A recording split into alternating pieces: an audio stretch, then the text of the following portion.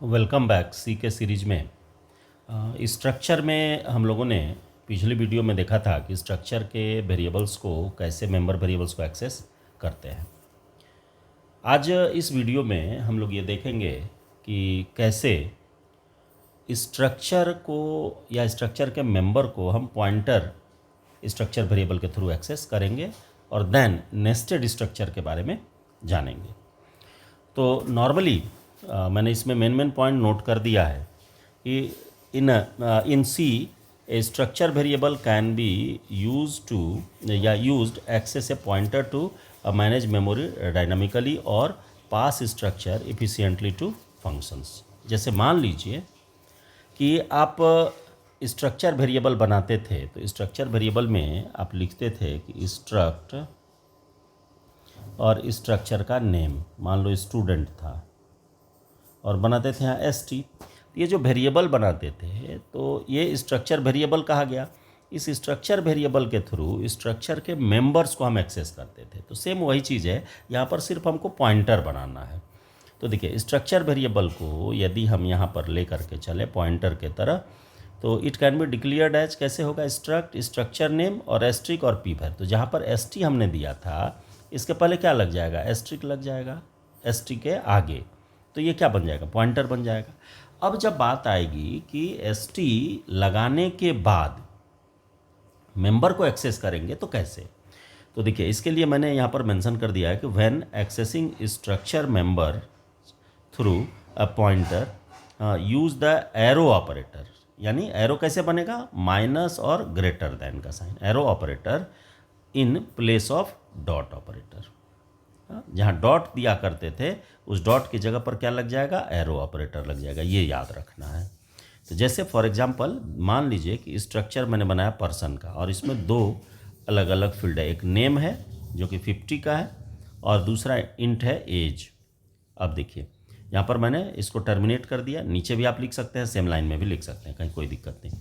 Main में आया, main में आकर के मैंने इसका बना लिया पॉइंटर पीटीआर में। देखिए जैसे नेम है तो नेम कैसा है, कैरेक्टर टाइप का एरे है, तो कैरेक्टर, तो इसके लिए मैंने लगा दिया गेट्स, और पीटीआर के बाद एरो बना दिया, एरो, और उसके बाद हो गया नेम। इसी तरह से इंटर किया किसका, एज का, तो एज में भी पीटीआर के बाद क्या लग जाएगा, एरो लग जाएगा, जबकि हम लोग नॉर्मली अभी तक डॉट लेकर के चलते थे। तो इसी तरह से यहाँ जब आप देखेंगे कि इसको हमको डिस्प्ले कराना है तो सेम यही चीज़ लिखना पड़ेगा। तो %s दिया नेम के आगे और देन पीटीआर के नेम को दिखा दिया, फिर एज है, एज में भी पीटीआर के एज को डिस्प्ले करा दिया। तो ये तो आसान है, सिर्फ याद यही रखना है कि जो हम लोग यहाँ स्ट्रक्चर बनाते थे तो स्ट्रक्चर बनाने में डायरेक्ट वेरिएबल देते थे, और यहाँ पर क्या पड़ेगा, उसके पहले स्टार का सिंबल पड़ जाएगा, यानी उसको पॉइंटर बना लेना है। तो यहाँ पर आपको दो फायदा इससे हो जाएगा, ये कि हम पॉइंटर के थ्रू हैंडल करेंगे तो एरो ऑपरेटर लगेगा ही लगेगा, डायनामिकली एलोकेट करना होगा तो मेलॉक फंक्शन लगा करके आप इसको डायनामिकली भी एलोकेट कर सकते हैं। ये दो फायदा आपको यहाँ होना है। तो ये हो गया स्ट्रक्चर का। अब आते हैं नेस्टेड स्ट्रक्चर की बात करते हैं। तो नेस्टेड स्ट्रक्चर क्या है कि एक स्ट्रक्चर के अंदर जब दूसरे स्ट्रक्चर को हम बना देते हैं तो उसी को क्या कहेंगे, नेस्टेड स्ट्रक्चर कहेंगे। तो देखिए, a structure that contains another structure as a member called nested structure. This allows to create complex data models by embedding one structure inside another, representing hierarchical और logically related data। जैसे देखिए इसको कहाँ कहाँ use कर सकते हैं आप, जैसे नेम आप लिखते हैं तो नेम का 3 पार्ट हो जाता है ना, एक हो जाएगा फर्स्ट नेम, दूसरा हो जाता है मिडिल नेम, और तीसरा हो जाता है लास्ट नेम।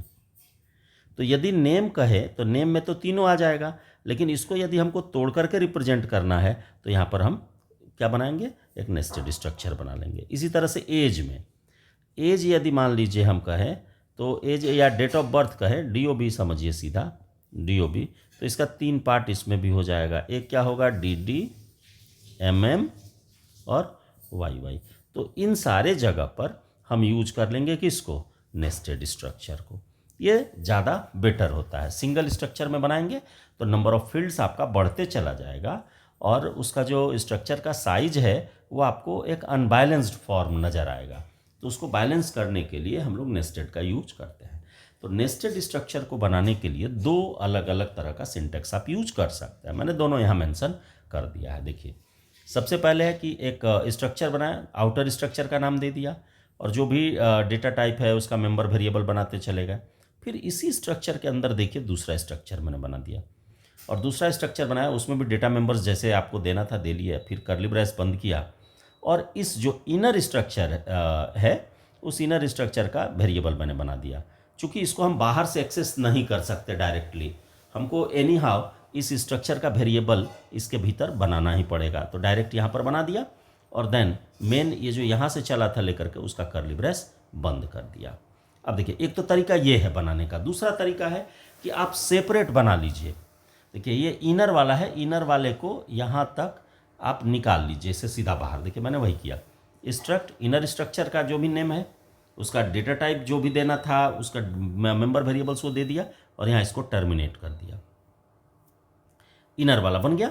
अब देखिए, अब आउटर वाले को इसके बाद डिफाइन किया कि आउटर स्ट्रक्चर और इसके बाद डेटा टाइप उसका और जो भी था, देखिए ऊपर वाला ये सारा मैंने यहाँ मेंशन कर दिया।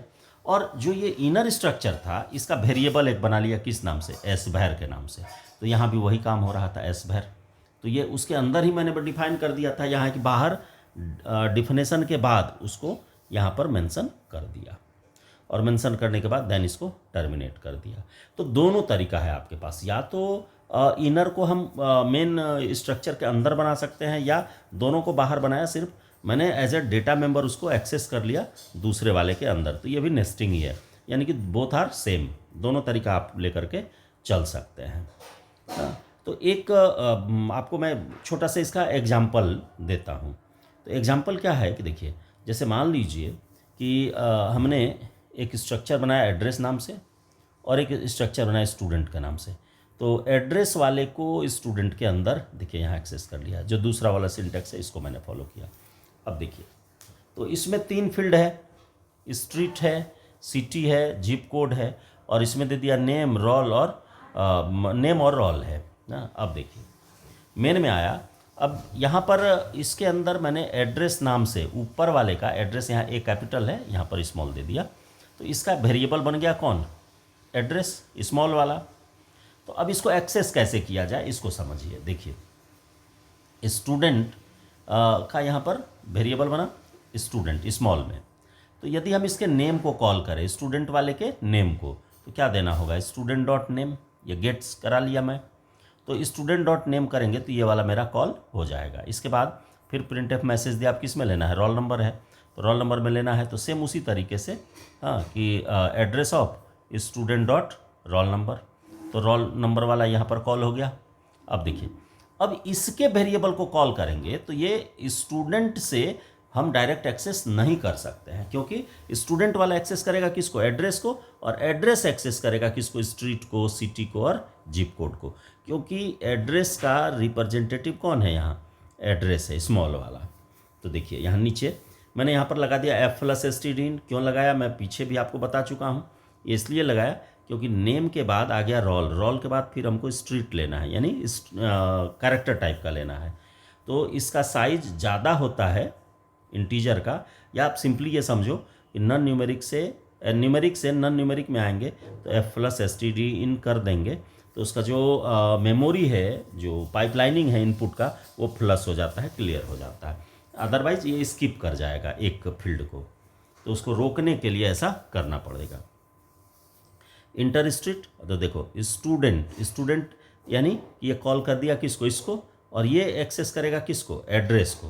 तो स्टूडेंट डॉट एड्रेस, बात को समझना, एड्रेस, ये एड्रेस एक्सेस करेगा किसको, स्ट्रीट को, स्ट्रीट डॉट दे करके स्ट्रीट, यानी कि 2 बार डॉट यहाँ लगेगा। इसी तरह से सिटी के साथ भी है, student dot address dot city, और फिर उसका जिप कोड के साथ भी है, student dot address dot zip code.